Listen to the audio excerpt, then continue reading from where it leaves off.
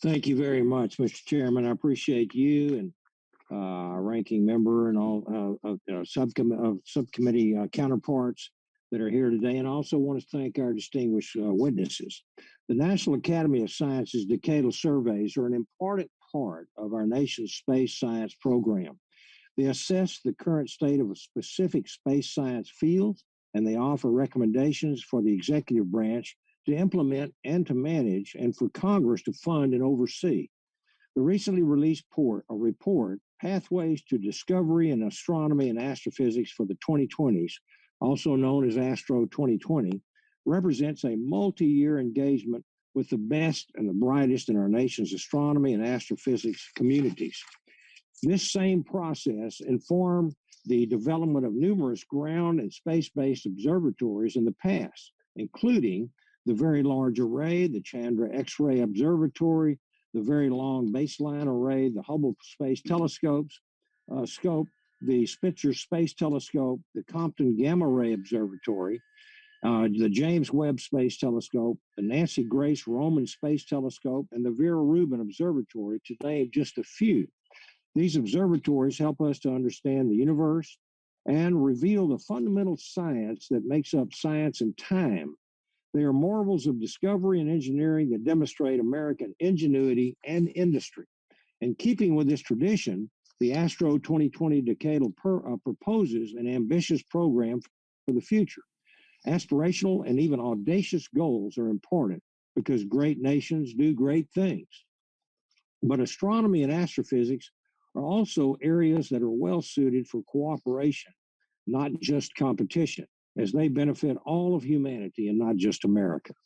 The Academy panel addresses the important balance of cooperation and leadership, and also lays out a compelling case for a portfolio of ambitious flagship missions and a robust baseline of smaller missions, technology, maturation, and research work that underpins the entire community.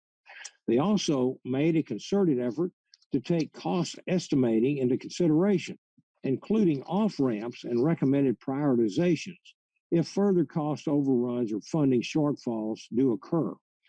This is important because, as we've seen over the last two decadal surveys for astronomy and astrophysics, cost overruns and delays impact on the rest of the whole enterprise.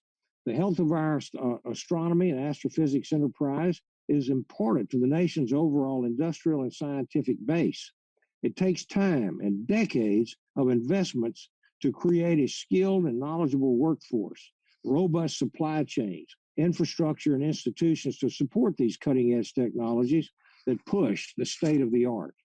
These same people, facilities, contractors, and institutions also support our national security and contribute to our economic and our technological future.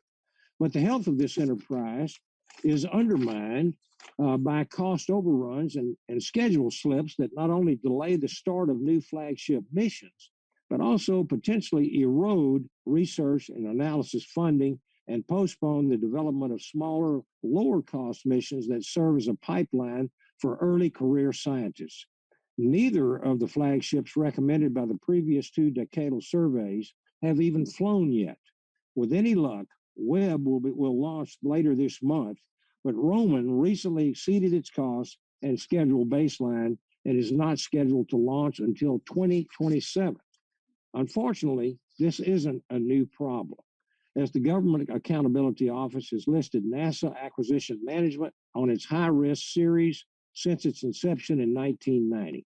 NASA, NSF, and DoD all have research and development and acquisition policies designed to address this challenge.